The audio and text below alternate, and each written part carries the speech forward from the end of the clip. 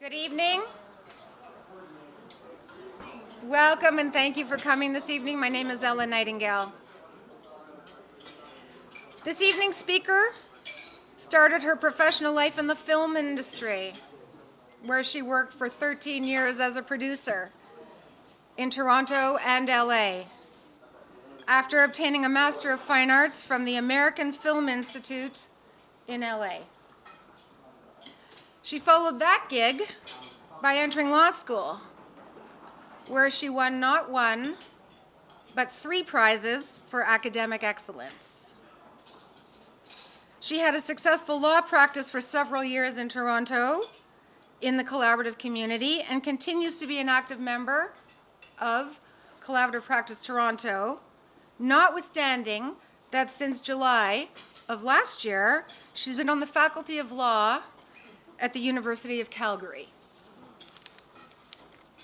I knew I would struggle with this paper.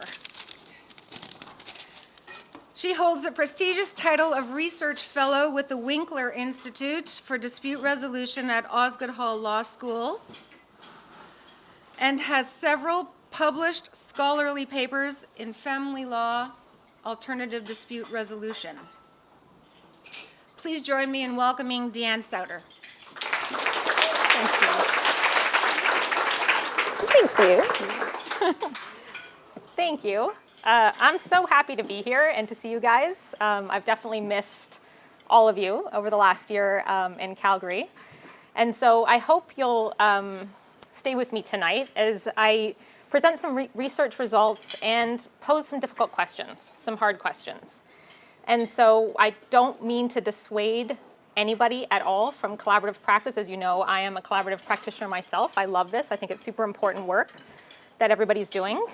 But I want to raise some questions, specifically around ethics. And ethics are so difficult to talk about, and they raise hard questions. So that's my goal for tonight, is to do that and to help us think about what we mean by the bounds of legality and what we mean by what the purpose is in our jobs, really. And I'm going to focus quite a bit on lawyers, obviously because I am one, and because I teach lawyers, and because a lot of the focus of this research was lawyers.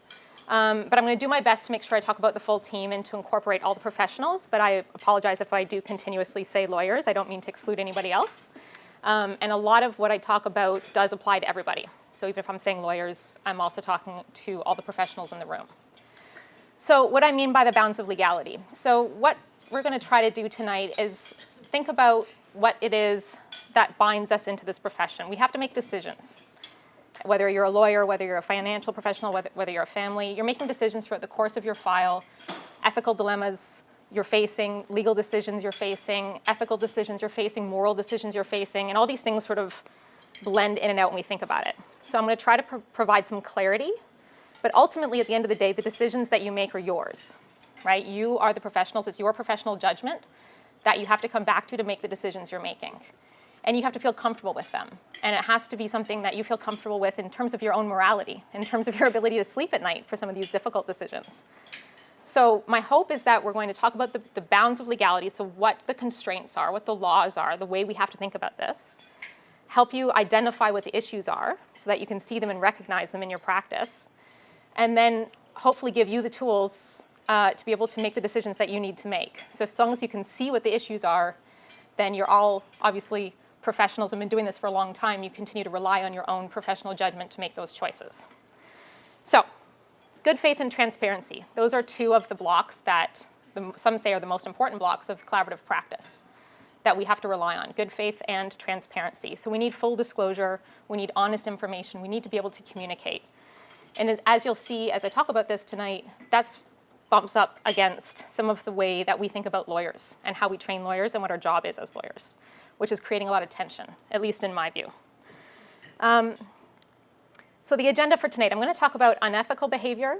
I'm going to talk about uncollaborative behavior. And so those 2 pieces are results of a research project that I did. So I'll present those. Then I'm going to talk specifically about disclosure of information. And that's some new research that I've been conducting that it's a bit of a work in progress at the moment. but it's specifically focusing on a lot of things around domestic violence, coercive control, and intimate partner violence, and just how we make decisions when we disclose information. And the more research I do on this, the more I realize I'm probably going to do doctorate work on this because there's that much. I could write a book about it because it's that complicated. If we have time, we'll do a team exercise, but I'm also mindful that it's a beautiful night and people have places to go and things to do. So I'm going to do my best to get you out of here at 8:30. So I'll see how that goes. So with that in mind, I also want to make sure that there's time for questions. So I'm going to be raising lots of things, so I definitely don't want to be the only one talking. Please raise your hands. Comments, questions, concerns are definitely welcome, because I think especially like something like ethics, the way we learn best is to talk about it. And the beautiful thing that in talking to practitioners is you guys have actual experience doing this. When I'm talking to students and I talk about it, they're all kind of saying, those things must never happen in practice. That stuff never happens.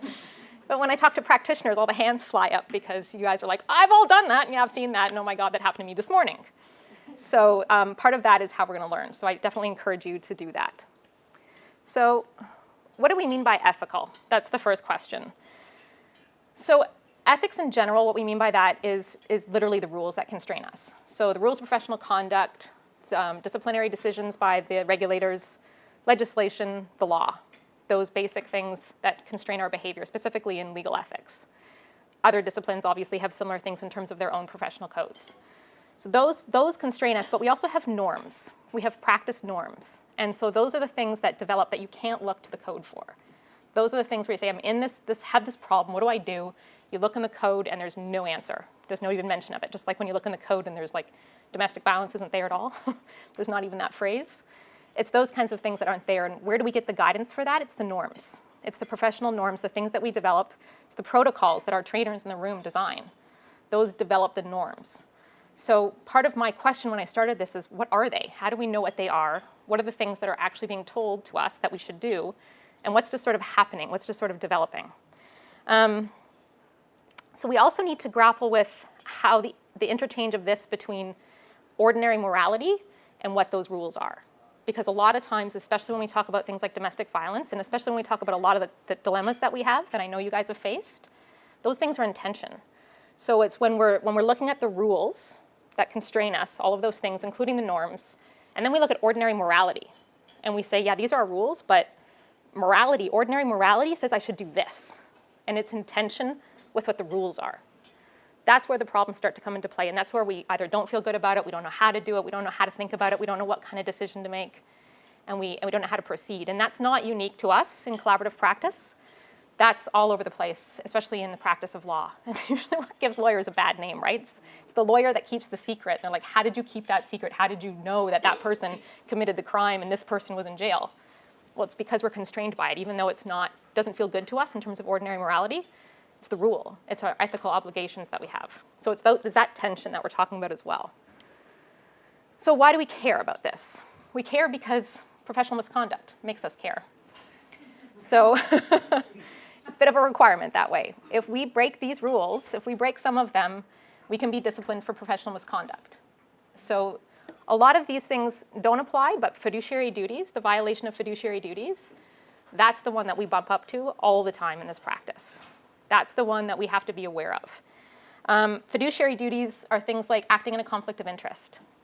So we usually can identify the conflict. We usually know what it is. Obviously, if you act, you're in a breach of fiduciary duty. The one that we're going to talk about tonight, and the one that comes up a few times for us, is when it's misrepresentation of information or withholding information from your client. That's a breach of fiduciary duty if you do not tell your client something that they need to know to make a decision. Our jobs, especially as lawyers, is to help them access the rule of law. It's to help them access the legal system, for them to make decisions, for them to use their own judgment. The only way they can do that is if they have the information. And if we withhold that information, that's a breach of fiduciary duty. If the regulator finds out about that, that's professional misconduct. So that also comes up through the courts. Why does it keep doing that? So it's not only the regulator that can sue us, or that can find us, that discipline us for professional misconduct, but our client can actually sue us. If they found out that we had information, everybody's faces are starting to drop now. Yeah. If they find out that we had information that they needed in order to make a decision, and then they made a decision, they could then sue us because it's breach of fiduciary duties that we didn't give them that information. So that's the one that comes up several times when we talk about disclosure of information and how do we make those decisions. How do we design protocols that keep people safe when we also have these rules that constrain us? It's difficult. It's really hard. I don't pretend to have all the answers. That's your job. But what I'm trying to do is also give us ways to think about it, to identify it, and to help you figure out how to make these decisions so you know what your options are. So with that in mind, what does it actually mean to be unethical? So if we know what it means to be ethical, what does it actually mean to be unethical? Especially in ADR, especially in something like collaborative practice, when we look at the code, when we look at the rules, so the model code, for those that don't understand, I keep referring to it, but it's the Federation of Law Societies code. So they drafted a model code of conduct that's supposed to be guidance, basically, for the rest of the country. So our rules of professional conduct in Ontario are based on the model code. So when I keep referring to model code, it's just because that one is sort of more universal nationwide. But that's what that is.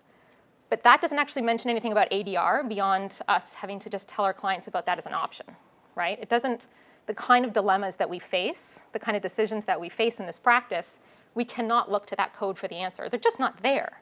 That's the stuff for confidentiality, for conflicts of interest, for all of the, again, it doesn't say domestic violence. So again, how do we know what we're supposed to do when the rules that are supposed to give us guidance don't actually speak to this process? There's nothing in it, for example, that prevents a lawyer from lying, which is hilarious to me. So the Alberta Code of Conduct actually has a rule that says lawyers can't lie during a negotiation. And so when I moved there and saw that, and I was like, oh, this is perfect, this is amazing. But like grappling with that was a whole new thing. And I thought, why on earth don't we have that? How do we not have that here? I actually made my students write a paper about it because I was so interested in trying to figure out, like, how do you even grapple with this? With us in collaborative, you're obviously not supposed to lie during a negotiation. But when you try to define what that actually means, what the heck does that even mean? Does it mean like you can't say the bottom line, your client's bottom line? Because I don't know many people would actually divulge that information. Is that a lie? I don't know. So the codes, the rules, they just don't help. So what do we do? What do we do? We're operating in the dark. The way that I'm starting to come to terms with this, because I've been thinking about it a lot, is that we're ahead of the curve. We're ahead of the times. The code, the rules, the way all these things are drafted, even the disciplinary decisions, they're behind us. We are ahead of it. And the US is ahead of us because they have the Uniform Collaborative Law Act. And we don't have that either. So we're in this weird mix in the space where the Collaborative Law Act, I'll mention it a few times tonight, it actually solves some of the problems, but we don't have that here. So we're making up, the people in this room are making up the rules as we go along, essentially. We're figuring out how to do this. We're looking at other jurisdictions, but we're figuring it out on our own, which is making it all the more difficult. It's amazing, important work we're doing. Like I said, I do not want to dissuade anyone, but just so that we understand why there's tension, why some people talk about having this sort of tension between what we're supposed to do in collaborative versus what our obligations are under the profession. It's because this is new. This is totally, it's been around for 25 years, but it's still really new, or 27 years, I guess now. So we're operating in the dark. Why does it keep doing that? So I did research, because I was trying to figure out what are the actual norms. And I came up with the idea for this research when I was first starting to practice in collaborative, because I would hear people saying stuff and doing stuff, and I was like, how do you know this? How do you know where you're supposed to, like, when you're supposed to do what, and what information you're supposed to convey to whom and when? And so I decided to do a research project. So the project was actually very big in scale because it talked about mediation and negotiation as well. But I'm just going to focus on collaborative for the purpose of this evening. And so it was done through the support of the Winkler Institute of Dispute Resolution at Osgoode and through funding through the Ontario Bar Association. And the purpose of the research was basically to try to begin to define what we mean, what these norms are, and what ethical behavior is in collaborative. So I don't know why I keep doing that. The structure of the research was up above. I'm not going to read all of it, but that was the basic structure of the research. I did roundtable discussions. And the part that I draw on a lot from for the results of this is the first question that I asked in these roundtables. I basically said, what is unethical behavior in this process? And then I let people talk. And I just see what they talked about and where they went. And so that's what I'm drawing from a lot of, to see the kinds of things that they talked about. So I'm going to go through each of them. If you have, I'll pause at each one, so if there's any comments or questions or concerns about it, we can go from there. I'm going to go through all of these. These are the main ones that were talked about in all of the processes. So this wasn't just collaborative, this was mediation and this was negotiation.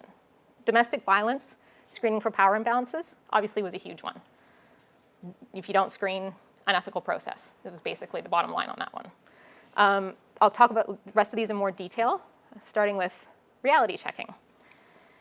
So reality checking is an interesting concept. Every time I talk about this term reality checking outside of collaborative, people have no idea what I'm saying. Yeah, it's amazing. They've never heard the term before. I have to explain it, whether it's to students, to ethics people, to teachers, like whatever context it's in, they've never heard the term before. And so I started to pause and say, why have they not heard this term before? Why is this a new thing for everybody? And I realized that part of it is because, again, it's something we're doing differently.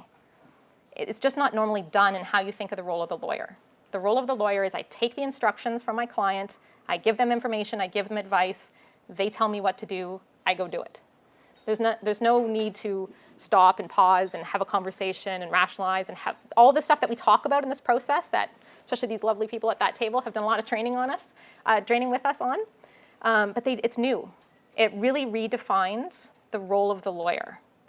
And so the problem with that is you have to think about at what point is it actually going too far in terms of what our actual job is, and does the client actually know that that's what we're doing, that that's what we're getting in this process?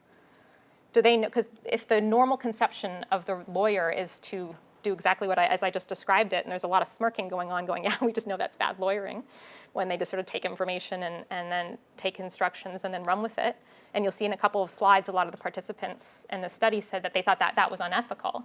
So again, it doesn't work with the collaborative process, and this is where it starts to get complicated, because we're saying, well, if the way that we define the lawyer, if the way that we think about lawyering, if the way that we think about that profession is to have a conversation with the client, to make sure that they're making their own decisions with their own judgment, but not to impose our own morality on them, not to impose our own views on them. And so how do we do that, especially when we have clients who are emotionally distraught? How on earth do we have that conversation? How do we do that? And so to me, that's what's the more interesting piece about reality checking, because the pieces that I've got up on the slide are basically things that people said. Allowing a process to continue without doing this is unethical. That was the sort of what came out of the roundtable discussions. By not reality checking, by letting your client just sort of go without having those conversations was unethical. But also, how do you have those conversations without imposing your own views on the outcome, without imposing your own morality on them? So those are the two of the pieces that, to me, you really need to think about when you think about when you're doing this and how you're doing it. Being overly aligned is kind of what you take reality checking a step too far, right? And so again, this was one category that across all processes everybody said was unethical behavior, was when you're overly aligned. There's also decisions around this. There's Law Society decisions around this. So there's a decision, was it Ludmere, Law Society of Upper Canada and Ludmere. Know this one? So they flat out say, like, becoming overly aligned with your clients can lead to incivility, can lead to bad decision making. Their emotional issues are not your emotional issues as the lawyer. So there's a recognition around this. In British Columbia, they have guidelines that actually say, they're voluntary, but they're guidelines for family law that actually say you have to be mindful of not becoming overly aligned. So to me, there's a spectrum there, and it's where do you fall on it and how do you get there, and being aware enough to find your place on it. I'm wondering if there's any questions, comments, thoughts at this point before I keep blasting through, because I'm seeing some. Yep. It's not really a question. If you want to have your question recorded, please go to the microphone. Right here. It's not really a question. If someone wants to interpret it like that, they can. It's more of a comment. I think being overly aligned with the client is just not good lawyering. I'm not sure how I see it as being unethical. I don't think it's smart, but my belief is anybody else, please, all 80 of you. Does anyone have anything to respond? So for me, it's, well, I'll let anybody else see if anyone wants to respond, and then I'll give my. So it's, to me, it's partially in how we define it, and which is part of why it's hard to talk about these things. Because typically when we think about unethical, we think about those rules. Like, obviously that's not in the code. These things that I'm talking about, reality checking, it's not in the code. But there are these norms. There's the norms of behavior that we have for our practice. And so again, whether that's even for lawyering or for families or for financials, there's certain norms to behavior. And so by not doing that, by not doing that norm, not doing that thing, by not reality checking, then in that context it would then become unethical. So it's nothing to do with morality in that sense. That's usually where the confusion comes in. So it's not like your own morality or ordinary morality. It's unethical in the process of lawyering, the job of being a lawyer. No problem. I just want to clarify something because I know the lawyers who sent the case personally. And Yeah. I've actually been involved in a case that got referred to the law side of that he was involved in. So I just want to clarify something. Yeah. It wasn't that he was acting unethically in court on behalf of his client as I understood it. I understood that because he took on his client's problem as his own, he then exacerbated and lengthened the litigation, Right. which then raised the cost and needlessly delayed and used court time. So is that the unethical part? Yeah. That's the clarification. Exactly. So it's these things that lead to like over-alignment, if we go back. It leads to incivility, basically. Becoming so aligned. So civility is in the rules, in the code. We cannot be uncivil. We can, I mean, all heard about Broya recently, I'm sure. That's exactly that case. So these norms, by reality checking to the extent that's too far, I guess that's probably a bad example. Being overly aligned is a good one. If you're being so overly aligned, exactly as you described, that you're doing things you just wouldn't normally do. You're extending the process in a way that you wouldn't normally. You're doing things out of revenge. You're doing things out of an emotional, your own moral response. Then you're going way over the line. And so part of the trick here, though, is to see the difference between the two of what's a moral response, like your own morality, and what's an actual legal response or an ethical response. So it's hard to understand the difference between the two, but once you see it, then you can start to make the judgment of, am I making decisions based on my own understanding of like my own morality, my own understanding of this? Because that would not be okay. But if I'm making decisions in order to help my clients, provide them with the options, provide them with the information based on their morality, that's the job. That's what we're supposed to do. It's their morality that governs, not ours. And that's so hard in this process. It's so difficult because we are with families at their worst. And so we're getting very emotionally wrapped up in what they're doing. And it's so difficult to keep our own morality to ourselves.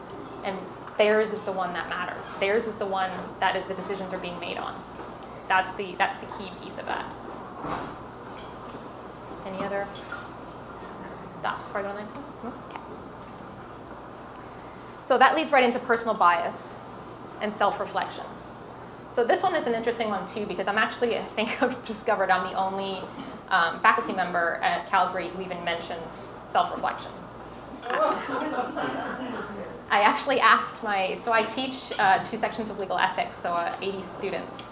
And I asked them towards the end of the term, because I was talking about this exact issue of personal bias and self-reflection, and I said, I'm just curious, am I like, does any of your other profs mention this concept of self-reflection? And it was like, silence, just silence in the room. And then one student put her hand up and was like, well, I used to be a social worker before I became a lawyer, and there we talked about it all the time. There we had to do reflection papers like once a week, and she talked about it, but she was the only one, and it was as a social, not in law school. So this is something that is just not talked about. And I'm guessing some would even frown a little bit on me for talking about it to my students, but I think it's hugely important, in part because of this work and the work that we've done here and how important it is. And so they said a lot of great things, actually. I wrote a lot about it in the paper of what the participants said in the roundtables about just how important this is and how it helps us to see the other things that I just talked about, the reality checking and the over-alignment. You have to do your own personal work. You have to know your own personal bias before you can even identify whether or not you're being overly aligned or whether or not your reality checking is going too far. So in my view, this is definitely critical. And again, this is coming from them, the research, but I would totally agree with it 100%, that it's necessary in order to be ethical in this process. I would even go so far as to say that it can't just be about your own personal work, but it also has to deal with things like implicit bias around gender and race and all of those big topics as well. You have to think about those things and talk about those things as well, as evidenced by those people in the room that know about the judge incident in my classroom and the need to think about it. So everybody needs to do that work is the bottom line on that one. So the next one is pressure to settle. So this one came up a lot. This is unique if you think about it to ADR. Because yes, there's a lot of pressure and there's a lot of turmoil in litigation, but it's the end of the day, the judge is making the decision, right? At the end of the day, if you just wait the process all the way through and you don't settle, the third party decision maker is the one that's making the decision. Here, they're making the decisions. And all the rest of ADR and every other process, negotiation, even if it's in the courtroom hallway, it's the clients that are making the decisions. So there's an enormous pressure on them to do that. In this process, to find a PA, that inherently creates pressure. Because as we all know, and we've talked about many times in trainings and discussions in this room, they've signed a PA that's keeping them in a process, keeping them in it. If they leave the process, they need new counsel. That's expensive, and that's a scary thing to think about. So we really have to be mindful of that. All the participants talked about that. Talked about not becoming overly committed to the process, of making sure that you have those cost-benefit analysis discussions with the client to make sure that they know that they're staying in it for their decision to stay in it, not for the professional's decision to keep them in it too long because they think that they can get a settlement. So that was another huge one for everybody. Managing their expectations in this was part of that, and just again having that conversation over and over, and then just taking a cooling off break. So that one came up in the mediation discussions a lot, as you can all understand. But it also came up in these ones as well, of just saying, sometimes we need to cool off and remember, even though you guys now, not so much me, but in those rooms all of the time, it's normal, it's part of your practice, but for the clients, they're not. So for them, they may need a cooling off break. We may not see the pressure that's in the room for them to come to a settlement right then and there. So just being mindful of that was another big one that they talked about. So, took me a while to find this picture. I'm very proud of this picture. What is uncollaborative behavior? So that was one of the questions that I came up with at the beginning of this, because as I started training and working as a collaborative professional, I kept hearing people say, oh, so-and-so is so uncollaborative. I was like, what is that? What does that mean? What did they do? What is it? So before I go into the results of this, I'm curious to know what you guys think is uncollaborative. Yeah, there's a lot of smirking happening in the room. Yeah? Well, you said being too aligned with your client. Yes. Okay. Collaborative. Would be uncollaborative. Okay. So again, over alignment. So what about things that I didn't mention yet? Yeah. Adhering to legal positioning. I can repeat it. Adhering to legal positioning? Yeah. Yeah. Without really paying attention to the goals and interests of your client and So- of the other client. So not really honoring what they're doing in the collaborative process. Interest-based Really. negotiation Right. process. Yeah.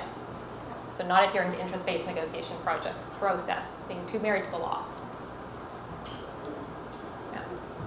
I heard it all the time. It couldn't have just been those two things. Any others? Should I go Socratic on you? Yeah. Not disclosing Right. all the relevant information. Yeah. Or information that the other person might feel is relevant and you don't think is relevant. Not disclosing information, so stuff that you might think is relevant, and then not disclosing to you. Was that the other piece of it? Not providing, Non-disclosure, not period. engaging in full disclosure. Okay. Yeah. That's a huge one. Yep. The back. I'm not a lawyer, but I wonder if it has anything to do with personality. So if two lawyers are in the same room, or there's certain unstated rules about how you should treat that lawyer in the collaborative process and not be really push or harsh. So personality-wise, yeah. So this isn't just about lawyers. This is everybody. It's uncollaborative, regardless of who the professional is. Yeah. So it's just personality-wise. So what is it about their personality that's uncollaborative? Perhaps being overly aggressive. So the traditional Think traditional lawyering? Not listening. Not listening? Yeah, that one came up a lot. Bullying tactics. Bullying. Yeah. Yeah? Coming in with outrageous or near outrageous legal opinions or positions. Coming in with outrageous or near outrageous legal opinions or positions. Okay. And even coming in with positions. Yeah. Entrenching your clients. Entrenching your clients. Okay. Yeah. I would say more to Deborah's point, not actually giving warning. If you're going to do that, not giving warning that that's going to happen. Because sometimes I think we do have to take positions near the end, and I think it's uncollaborative if you don't actually have a conversation about what's happening and you just do it. Right. Like I think if you're going to do something like give an ultimatum or do some of the things which will not do, that sometimes you decide as a group you actually have to do to move this forward.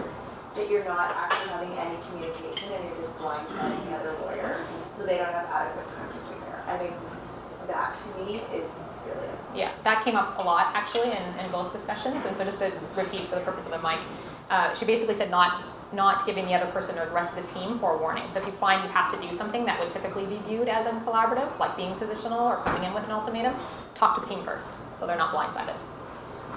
Yeah. Not being process-oriented at all or enough. Not being process-oriented at all or enough. Say more about what that means. Well, just that collaborative is so much about process, and I feel like if you take care of the process, I'm certainly heard this from my elders in the room. If you take care of the process, Calling them the elders? I knew this was going to get tense at some point. I didn't think it was going to be there.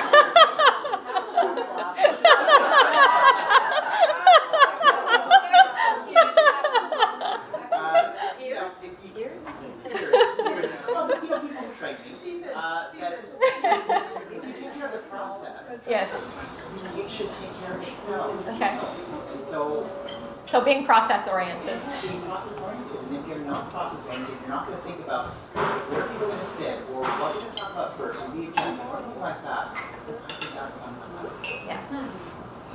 Yep. Yeah. So as lawyers, we have a lot of candid conversations between ourselves and collaborative files, and I guess knowing how to filter that information and present or not present it to the client in a way that you don't want to provoke them with that and exacerbate the dispute. So does everybody know what I'm talking about? Yeah. Candid conversation. So that's, Yeah. you know, So by not having them, is that what you're thinking is? no, that having them and using the information in it to like not filtering it to your client, and it becomes Okay. very provocative and it can exacerbate. the So meaning all the information goes to your client instead of filtering it. Right, it's a very tricky area. It We have to is. use a lot of judgment and finessing, and we have an obligation for our clients as well that we need to respect, and Yeah. that's, you know, it's a huge gray area. It's huge. I was actually going to talk about that in a few minutes, but we should talk about it now while we're talking about it. So one of the things that came up was forwarding unsanitized emails. And so saying that that in itself was uncollaborative. So meaning that exactly what you're talking about. So the email comes in from somebody on the team and then forwarding that email to your client. So they get the full unsanitized version of that. And as you're saying, it amps it up, right? Because they're getting the whole, maybe sort of the colorful commentary from whatever team member meant it just for the professionals is now going to the client. And that's going to ramp up and possibly derail the process. The problem with that is that, and again, this is where unfortunately some of the tensions are coming in and why some professionals are doing that, is the client has every right to all of that information. This is, I'll come to you in a second, but they have every right to that.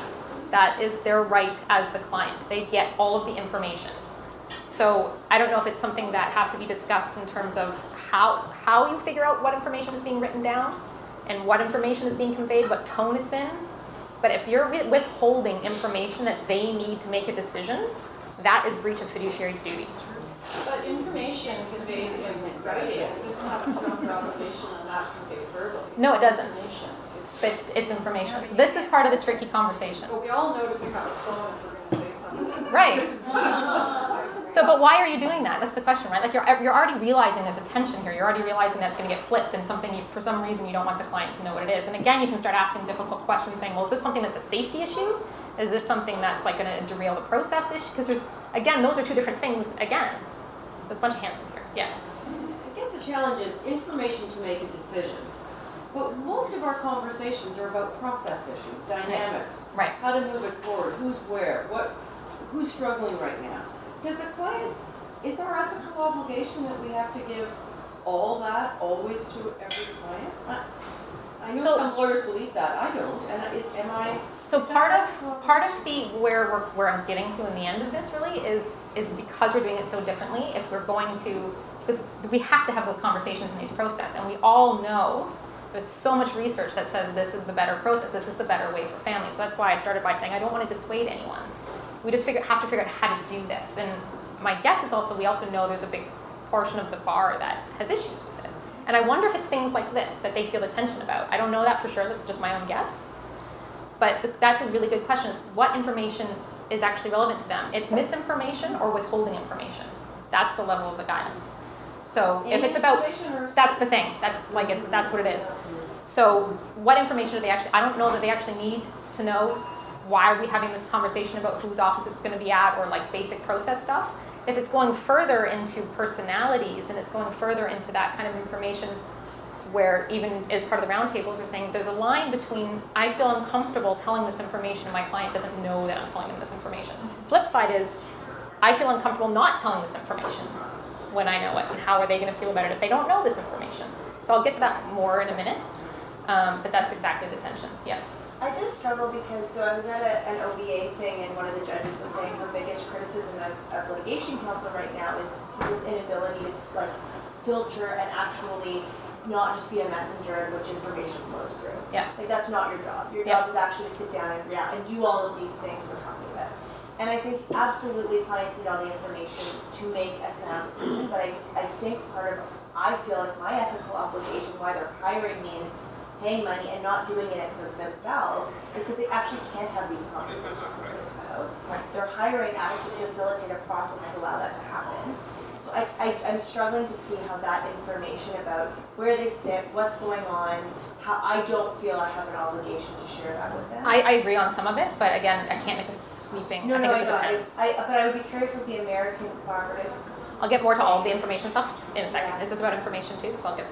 Can I just hold one second? Well, it's just about this where I think there are some of us who have actually put in our collaborative retainers that there are team communications, not all of which will be revealed. So there's something in some collaborative retainers around, there are going to be team communications.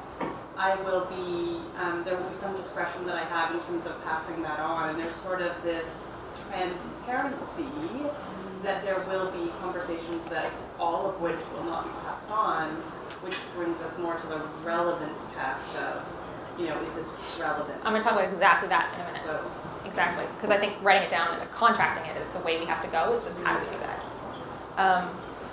So from the study, Well, first I want to know why nobody else had to go to the microphone. I know people watching the video wonder, Okay, I think that we need to learn from our own, what we teach and what all you people over there train is reframing. If we get an email in or information and there's a substantive component and it's framed in a way that's inflammatory, that inflammatory slant can be Absolutely. edited out. Totally. Yeah. So I don't. So you don't need to flip the whole email. Emails is necessarily helpful because we all know how the tone in emails can be so easily misinterpreted, even amongst friendly. And you can also just pick up the phone and call your client and say, here's the thing. Exactly. Yeah. Make a note of it. Yeah. So the way the roundtable discussions, when I asked that question about a collaborative, just happened here, it brought up a whole bunch of different things. And so I categorized it in a few different ways, trying to figure out how to conceptualize all of these different things. So the big ones that I called unethical up here are, to me, unethical in this process. So this is my definition of it. And it was the reason I put them in that category is because all of them except zealous advocacy are actually in the PA. So it's stuff that people were talking about people doing, like withholding information and non-disclosure, that's actually already in our PA. So we've already got that in there. What's interesting to me about some of these as well is the fact that those are the things that you have to, is mandatory withdrawal if that happens. right? Like we have to remember that in the PA. That's the enforcement mechanism. So when people talk about collaborative not having teeth, right? You hear that sort of complaint sometimes. It actually does. It actually does in that piece. We have to withdraw. It's mandatory withdrawal if that behavior happens. If somebody's not disclosing key information, you have to withdraw. That's the integrity of the process. That's maintaining the process and keeping these rules, is the need to withdraw. The question that I have around that is, how do you identify those things? So how do you know what information actually rises to this level that you have to withdraw? Obviously, you need to have a conversation with your client. You cannot impose your own judgment based on that information. And part of the tension I see around this is when we say, well, we need to give information that the other side needs to have to make a decision. I'm not their lawyer. I don't have any fiduciary obligation to them. How am I supposed to make that decision? Yeah. I just would like you to define what you mean by information. What do you refer to? So there's so many different things that I will get to in a second, but most of it is, there's two different buckets is the way I conceptualize it. It's emotional and financial is kind of how they talked about it. Financial usually being a lot clearer because frankly you can get a court order at the most of the time to get that information anyway. Emotional is the tricky one. Emotional is the really, really tricky one. So what is emotional? What do you? Somebody had an affair. Somebody, had an affair, had a same-sex partner, decided to, like, there's all that information that would not be legally relevant, but is absolutely relevant in an interest-based process because it goes to their goodwill. It goes to the relationship between them. How are they supposed to negotiate an interest-based process? And how are we supposed to make those decisions around this information that normally in any other process would not be relevant at all? Like, they had an affair, so what? We've got no fault divorce now. Doesn't matter. But in this process, it matters a lot about how we're having the process, where we're meeting, what conversations we're having, how much trust is in the room. So that's the stuff that's way trickier, and part of it is because, again, we're doing this differently. We're doing this very differently than any other process, and again, in litigation, that would not matter. The only part that would matter would be the financial. And that's part of where this is coming from. So those ones is, how do you identify them? How do you identify them and how do you make those decisions? The problem that I have is the piece where we're saying we're making decisions for the person on the other side. How are we supposed to know what's relevant to them? Say that again. So if we're saying we have to disclose all information that's relevant to the client on the other side for them to make a decision. If I'm representing wife and I need to make sure that husband has everything he needs to make a decision, how on earth do I make that decision? They're supposed to tell you. Are they going to? So one of the things the Americans, I've looked a lot at the UCLA because I kept getting so frustrated by it, as we are getting right now, getting frustrated by how this works. And I kept looking at the American Act and the American literature on it and their legislation, and they've solved a lot of these problems. And one of the ways they've solved it, so like the new mission is to get legislation, but one of the ways they've solved it is, and I don't know if this is actually solving, but one of their ideas is to actually write down in the PA or in the retainer what information is necessary. So to have these conversations at the beginning of the process, what information are we going to have is going to be deemed relevant? Because how else am I going to know that as a lawyer? How am I going to know what's going to be relevant? Again, how do you actually have that conversation at the beginning as to what's going to be relevant? So it's really, really difficult, but it's one way that they've figured out how to do it is to actually write it down. So I can see it working better financially. What information, like how much disclosure are we actually going to do? How much are we actually going to get? Let's have that conversation. Let's write it down and put it in the PA. Emotional? I have no idea. Aren't you just kind of asking your client not to tell you things? Well, see, Who's the gatekeeper of the information, the lawyer or the client? the client. But the problem is if they know, actually let me rephrase that. The problem is if we're changing the rules, if we're changing so fundamentally how lawyering works, how are they going to trust us? Who's they? The clients. Like both? Our client specifically. My client. How's my client going to trust me when I'm saying to them, I'm going to pick and choose what information that you tell me I tell everybody else? They won't trust you and they won't tell you things. Right. How can you represent them? Right. They don't tell you things. Exactly. This is the problem I'm having. Yeah. So the other bucket of information were the uncollaborative things. So the first one was the list of what I called unethical. That's the stuff that's already in the PA. That's the stuff that was mandatory withdrawal if those things happen. That's the teeth in the process. except for zealous advocacy, which isn't already there, and that's a whole other ball of wax that I won't get into. Uncollaborative is the lower list. So uncollaborative kind of looks like this. 3 different sort of categories. One big one that everybody talked about was not breaching trust with your counterpart, not having your team members back, all of your teams in general. Again, there's tensions with that, obviously, but that was a big one that everybody talked about, and just maintaining the integrity of the process, maintaining the integrity of the team, and having each other's back. By not doing that, they said that was uncollaborative behavior. Doing something out of sync with the process was the email flipping thing that we just talked about. So doing stuff like that. That's just not showing the draft agreement to your client before showing it to, showing it to the client before showing it to the rest of the team or your counterpart. So again, that's flipping how it's done in other processes. So some of these things are very basic and can just be, I don't know if it's further training, just a conversation at the beginning of the file to say who's going to get who's going to draft the agreement, who's going to look at it when, how's that process actually going to go, so that you have some clarity around it, especially if you're working with somebody who maybe doesn't practice collaboratively all the time. The other stuff was the stuff that you were mentioning a little bit more of, which is doing something out of sync with the process in general, out of the interest-based process. So that was this being over adversarial, coming in with the big positions, that kind of thing, which I think you were right to say. What a lot of the participants said was the way to get around that, if you need to do those things, is just to tell the team first. Because sometimes you actually do need to do those things, but you need to have a conversation with the team at the beginning of the file. Or sorry, not at the beginning of the file, at the beginning of that meeting, or prior to the meeting, so they know what's going to happen. So it doesn't come across as a big slap in the face that suddenly you're coming in with a new bottom line or whatever it is that you're doing.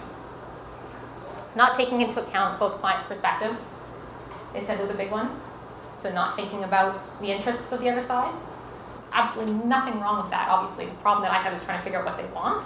That's the piece. But you absolutely have to take into account their interests. That's this process. Yep. What do you mean by using the law in a strategic way? Using the law in a strategic way to manipulate the process. So instead of just presenting the law in the room and just saying this is the legal model, this is the information, we're completely able to contract out of that in a way that meets your interests. But instead sort of keeping to push it almost as a negotiation tactic.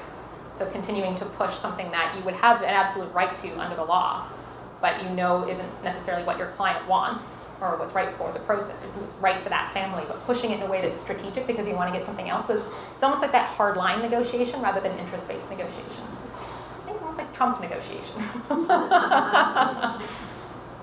Any other questions on these ones? Because these are all full of nuance, and the thing that I'm learning about these ones too is they're very specific to Toronto. Because when I've talked to groups outside of the GTA, because everyone that I talked to for this research was from the GTA, they do things differently. So there's some things that they just do differently, like in Halton or in Calgary or wherever, that we don't do here, which is, to me, further research. A lot of them. It's a whole other lecture. There's a lot of norms that we have that are unique to our practice group. In a good way? Sure. I can't say it in a good or bad way. It was just different. They just do things differently. Yeah. I think this using the law in a strategic way is a really complicated conversation. It is. Honestly, in prepping this and doing this research, which is how I ended up going to Calgary, and I could do a book on the complexities around almost all of these topics. And I haven't even gotten into coercive control and domestic violence yet in a meaningful way. Each of these issues are huge and complicated. So I think for some people, I think there's a range of what we do. Yeah. For some people, it's a lot of interest, and some people, there's very little interest, and law's big, and we have to do it usefully. So I that's a tough one. I think we shouldn't. I think a lot of these, especially when you frame it as what's uncollaborative, because that was the question that I was asking them, is having a conversation around them. Because obviously for some people it felt like that. Right? So having a conversation, it's having a conversation around it to say, what's this going to look like here? And there's absolutely nothing wrong with that. And maybe where did it come from? What's the place? Is it meant to get an unfair advantage in some respect, or is it meant to just work with what you need to work with? Right. I think it's tricky. It's a super tricky one. Yeah. Any other comments on these ones? This is tough stuff. I mean, a lot of what we're talking about here is going to the very identity of all of you as professionals. It's challenging the way you do things and think about things.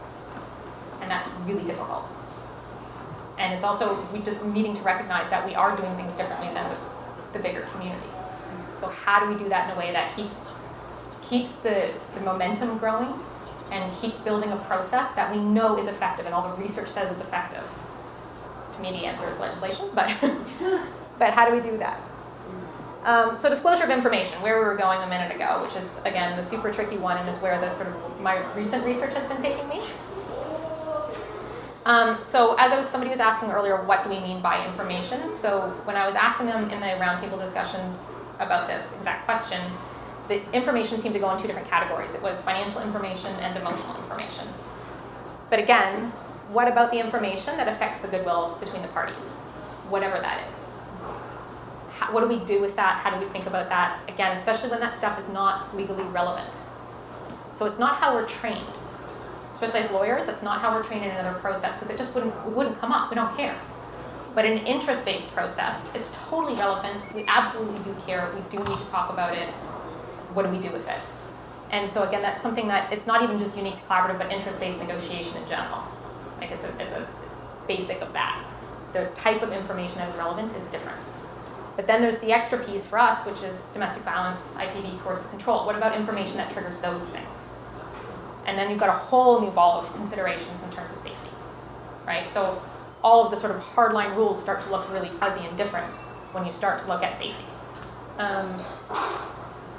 So, and again, this is the problem with it is we're lawyers. A lot of us are lawyers in this. And so for the people in the room who aren't, I hope this part is specifically helpful for you to understand why lawyers have problems with this. And that's because the way that the profession operates and the way that the justice system operates rests on these notions of secrecy and confidence. Like it's fundamental to what we do as lawyers. If clients can't trust us, like to Daniela's point earlier, if they can't talk to us, if they can't tell us the information, if they can't trust us, they're not going to come to us. That's not lawyering, that's something else. I'm not sure what it is, but it's not our job. What our job is being a lawyer, and if we're doing that, we have to remember confidence and secrecy, because that's a big part of it, huge part of it. And so that's where it starts to get even more difficult, if it wasn't already, for me. Part of this is also just the way the codes are drafted, right? And again, this is why I was pointing it out earlier in the fact that we're doing it differently and we're ahead of the curve, because the way the codes are all drafted are built on this basis. Again, there's no exception in the model code around domestic violence. There's no exceptions, there's no even rules drafted around that. So it's an obvious one. I say that to a room full of regulators and they're like, oh, right, well should there be? And that's a bigger, tougher conversation because some think there should be, some think there shouldn't. So these things are really, really complicated. But ultimately we have to keep confidence. Yep? In that example of the you're asking for the man and he's having an affair but he doesn't want you to tell the other side. On this, you have to keep the confidentiality. Yep. So it sounds like you were saying that that's a breach of your If you tell, so the question is, just because we're not at a microphone, is if you're, if I get it right, if you're representing the husband and he said he had an affair but he doesn't want the rest of the team to know, the question is, do you have to keep that confidence? Well, he doesn't want his wife to know. Doesn't want his wife to know. So my answer is yes, you have to keep that. Yes. But before, I thought at the beginning of the talk, you were saying that that's a fundamental, thing in an interest-based process. This is the tension. This is exactly the problem. Because they need to trust each other, they need that kind of information and that kind of process, but at the same time, you have to keep the secret. So I guess the solution is to persuade the husband that it's best for it to disclose because he'll play. If you can, but again, that's not necessarily a conversation. The point is that it's up to the husband. It's his secret. So it's up to him. So, yeah.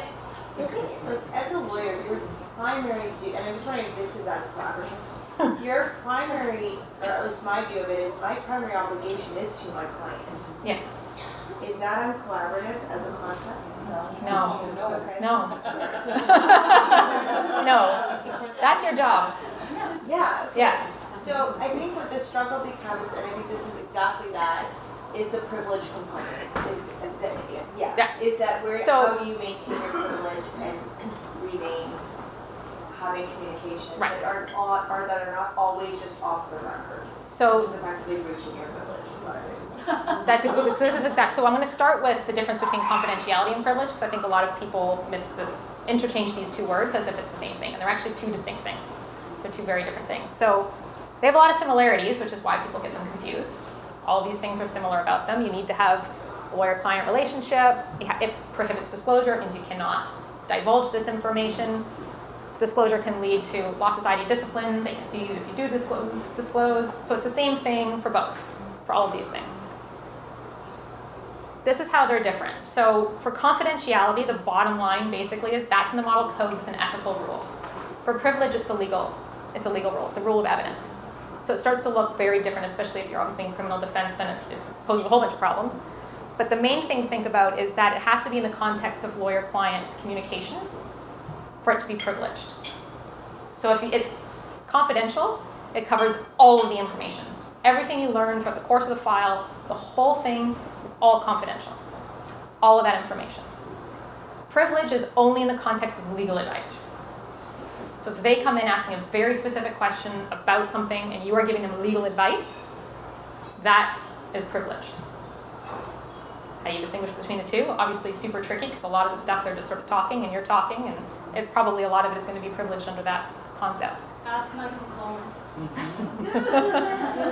Sorry, I didn't see your hand. Yeah. Just one question. What about, we're talking about what our client tells us that they don't want us to tell the other side, but what if you're the lawyer, you hear, like, okay, you're representing the guy who says I had an affair, but then you tell the lawyer on the other side, so don't tell your client. Yeah, don't do that. And then, like, So that's the last slide, but the answer is no. surely that happens, surely.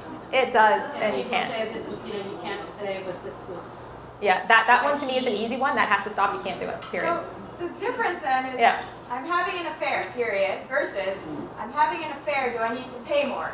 All of a sudden you shifted it from confidential to privilege because you've tied it to legal advice. I'm going to guess that the first time it was probably in the conversation of legal advice too, because he's not just chatting in your So like office. the way the clients word this to you now defines whether you share, like that's No. It's not how you share. It's just I'm only distinguishing between privilege and confidentiality here. And the point I'm going to make around this is that we're not waiving either one of them. So the PA, the retainers, the process, it's not waiving either one of these things. These things still exist. They don't go anywhere. I thought about trying to figure out a way, is there a way to do it? Is there a way to waive it? And the test is so high that I personally don't think you can do it. Because they would have to know, first of all, I'd have to be able to distinguish between these two things. They'd have to understand them. They would have to be able to understand the consequence of waiving it. So you would have to have a clear idea, and you're not going to know this at the beginning of the file. You're not even going to know this throughout, probably. You're not going to have a full sense of very clear information and then very clear consequences to be able to then waive it, and for them to understand that when they're also emotionally distraught because they're in the middle of separation, and then to intentionally waive it. The test is really, really high. So I don't recommend doing that. What's interesting to me is that the model in the US, UCLA, it creates like a privileged dome over the whole team. So it creates like a collaborative privilege. So it allows all of these conversations, including with the neutrals, that it stays under the dome. You can't reveal it outside of that team, but you can have these communications within the team. It's very different than what we have here because they have legislation. They don't have it in every state there, but it exists. Just the team? Clients and teams, right? The whole including the clients and the team. So it's like a privilege. So here it's very linear. It's me and my client. That's it. There they're including the neutrals and the clients. So it's like it's creating a communication, a safe communication, because they recognize all the things, all the questions that everybody's raising in the sense of we need to be able to talk about this stuff in order to create a process. But it can never be waived in that context. But it's through legislation. So again, this is not something we have here. This is through legislation. No, they call it like a collaborative privilege. It's a collaborative communication. But is it the same concept as litigation privilege? just extends to bigger. No.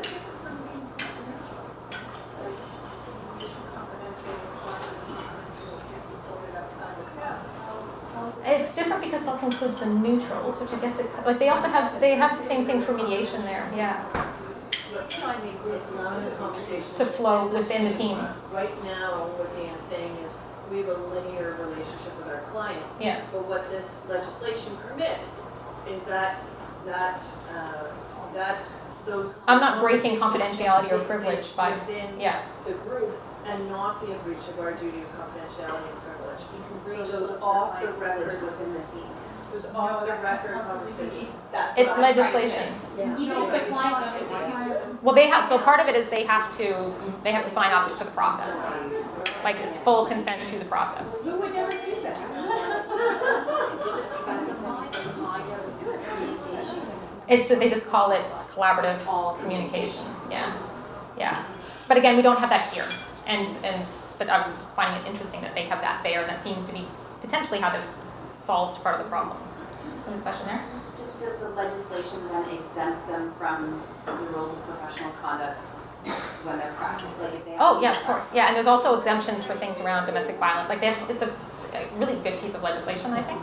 But they also have exemptions around information that can be disclosed outside of the team communication for the purposes of like an emergency order. Harm.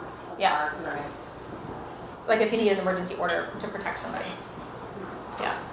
Yep. So if you have a client who refuses to disclose, or asks you not to disclose your relationship, I mean, that's pretty clear to me that would be unethical to really disclose that. But if they're having an affair that they don't want you to disclose, I'm not sure where the dividing line is or the trigger point, because you're being the judge in terms of That's the problem. how important that information Exactly. is. And it's their secret. You cannot divulge that information. That's their secret. But it's an exact tension with our requirement in the PA to say that all information is going to be disclosed. So again, the question comes back to what information? Then you Yeah. talk about it up front. I think it would be very difficult to have that conversation up front. Exactly. Up front. And Yeah. whether the affair is in or not. Yeah. Yeah. But it's obvious that a secret bank account has to be disclosed. Right. And it's subjective whether an affair is. Yeah. Exactly. That's exactly the problem. And so this was part of the reason I got interested in this research, because I kept hearing people grappling with exactly that question. My client told me that he had an affair. What do I do? Right? My client told me that but then as soon as it sort of goes into, well, my client told me he had an affair, but now he's going to be partner with her and they're going to buy a house. Now what do I do? Oh, well, now there's financial stuff involved, so maybe now I actually have it. Right?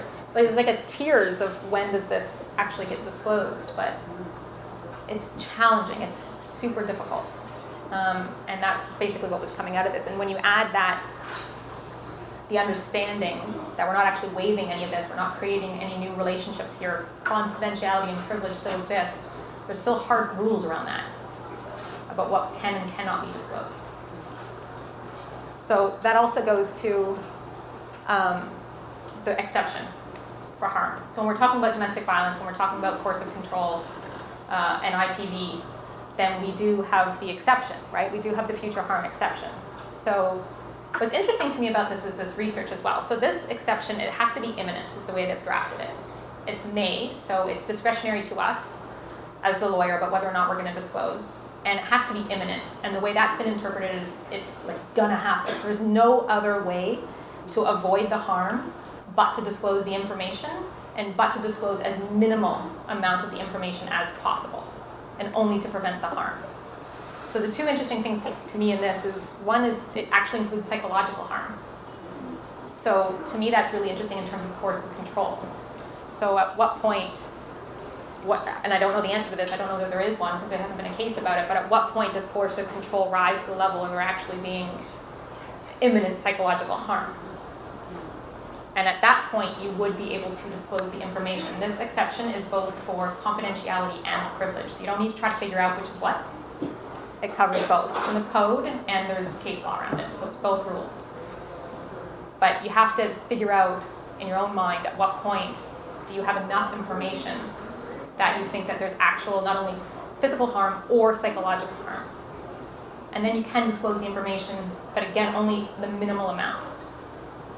So there is some kind of out here in terms of those files. What's interesting to me around this one too is the study that I found in New Jersey, where they asked a whole bunch of lawyers around this, how many times have you actually disclosed the information to prevent harm? How do they word it? Substantial bodily harm or death. And it was only 50%.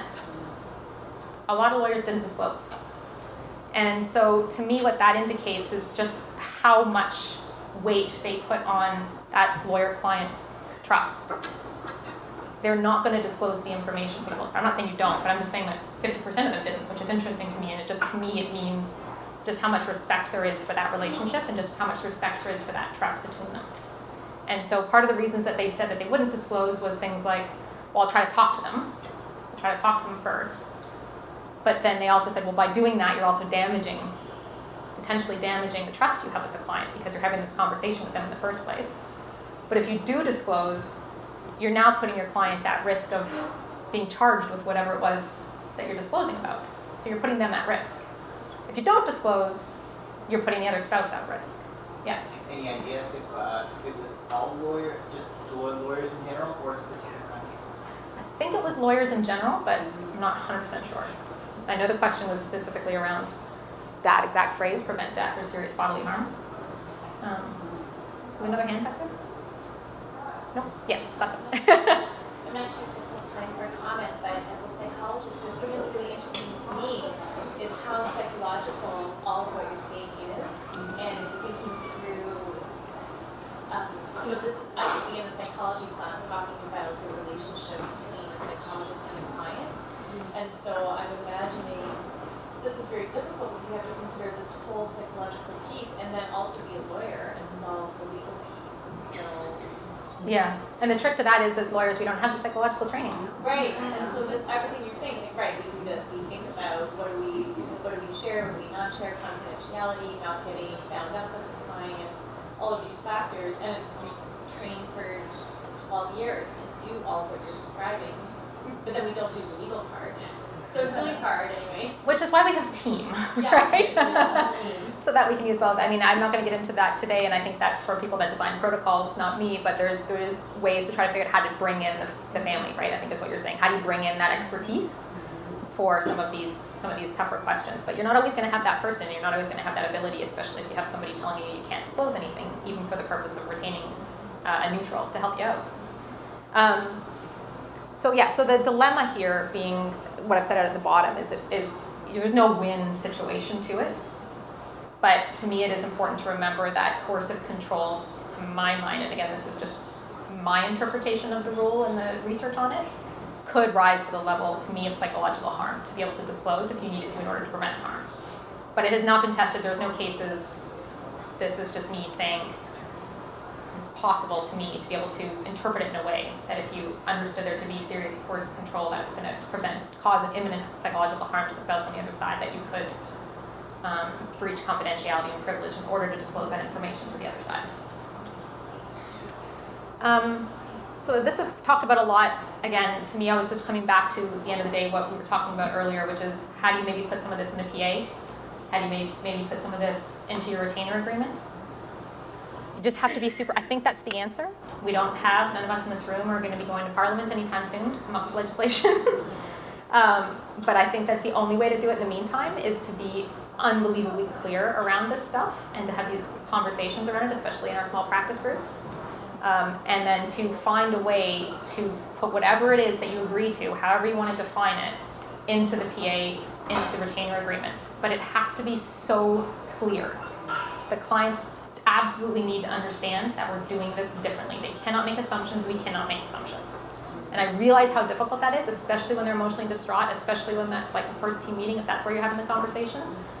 But to me, it's necessary, it has to be done, especially when you're doing things as differently as we are. Which I think we need to. I don't want that to be any kind of takeaway, that I don't fully support it, because I do 100%. I think it is the best process, and I'm encouraged to see things like the new bill include words like collaborative practice in it. It's just, we also need the rest of the infrastructure to support us in doing it, so that we don't have these challenges.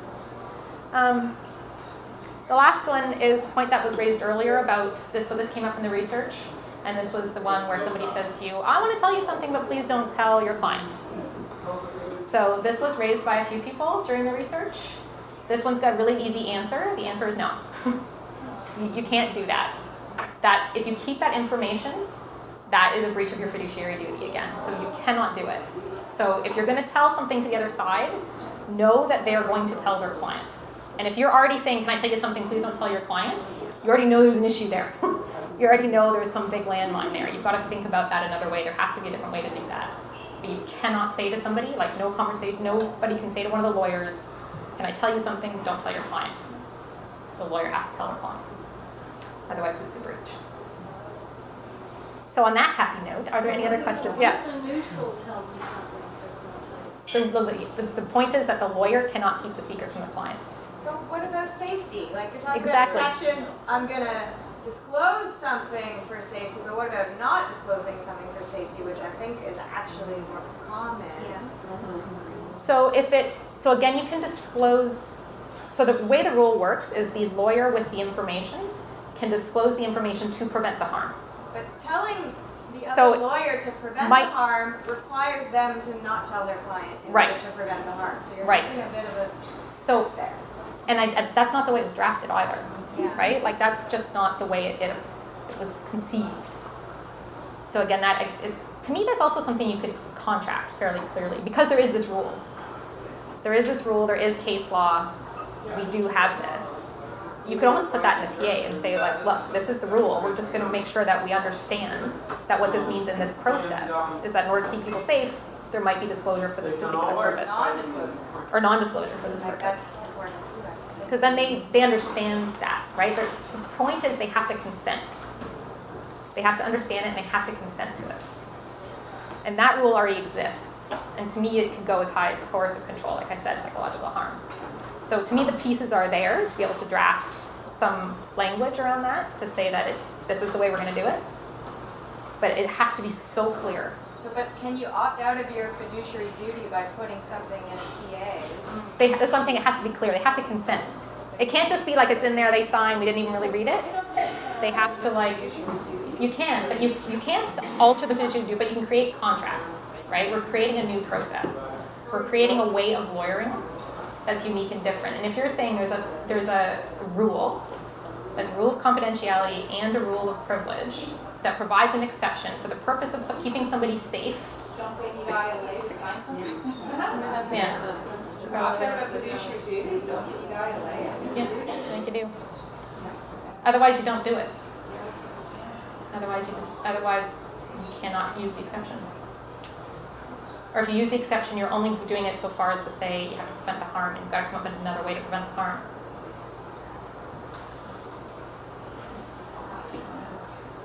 Yeah. Uplifting? It's really difficult. It's really challenging. Yeah. Yeah. Any other thoughts or questions? Yep. To me, that harm piece is not as difficult because I think that we're in a team setting, more often than not, will agree that there's going to be some harm that we're risking something happens. But I think the most difficult, most challenging part of what we do is making a call to the distinction between I'm going to tell you something, don't tell your client, and expecting the other counsel to provide sanitized information to that person. So I'm not saying there's any way to do the thing where you tell something you don't tell your client, unless I said there's some kind of, which again we're talking about like conceptually here, how do you solve this problem? And the point raised of ILA, like I'm not saying that that's a good way to do it. I'm saying the way that the rule works is a very narrow exception to prevent the harm. So what I can conceive is there's ways to do that without it necessarily being. No, is that that's not the difficult part of what we do. The difficult part is making a call in more subtler circumstances. Right. Right? Because we always tell the other counsel or other team members things that we don't expect to be delivered to the other client. That's just what we do. That's the problem. Right? And there's a lot of judgment calls. Yeah. And I just assume the other counsel's judgment is too much, I'll talk with mine, I have to. Yeah. That's the trust, and that's also the problem. I mean, this has been, for me, especially because I practice this, and the more I research, and the more I become uncomfortable with it, and that way going like, this is hard. This is really hard to figure out, because especially with the people in this room, I trust these people. So I can exactly see that scenario of like saying, I'm gonna tell you this information. I'm not gonna frame it as you can't tell your client, I'm just gonna tell you this stuff. Right. And we're gonna have a conversation about it, and we're gonna figure out what to do. But that actually is a problem when you, depending on what it is and how it's done.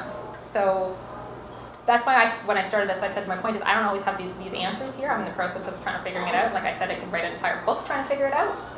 But what I think the important part is we all have to rely on our professional judgment. What you need to know is what the rules are. What you need to know is the bounds of legality, what that is. What is that framework we're operating within?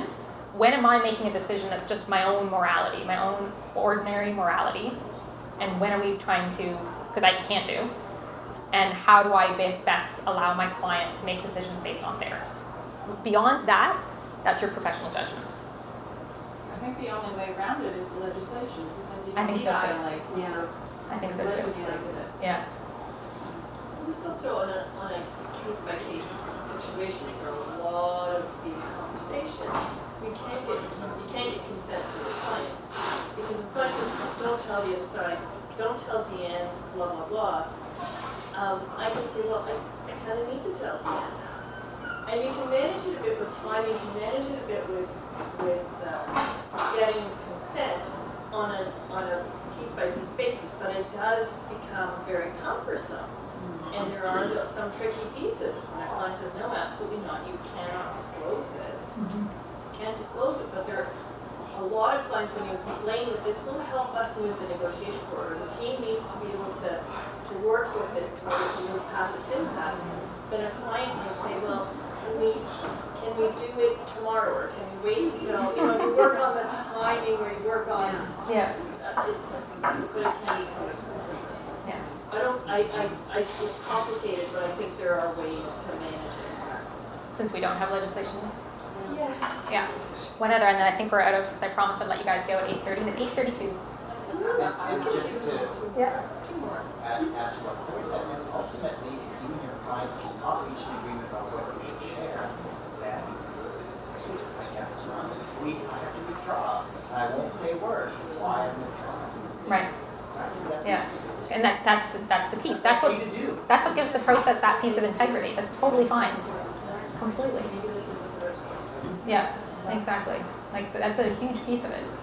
We do have the power to do that, and to me, that also makes it and gives the process a piece of integrity that way.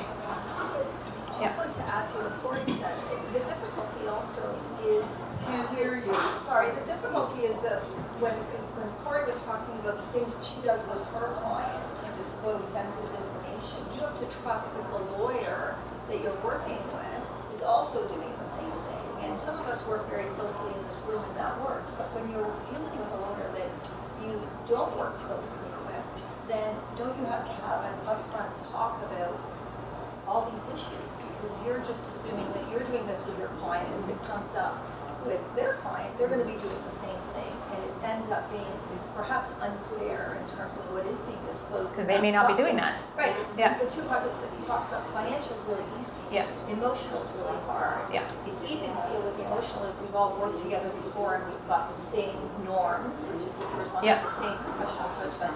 But when you have worked closely, how do you address that Yeah. ahead of time? Exactly. Comes with those rules and protocols. Exactly. Yeah. On that, you have work to do. So do I. Thank you.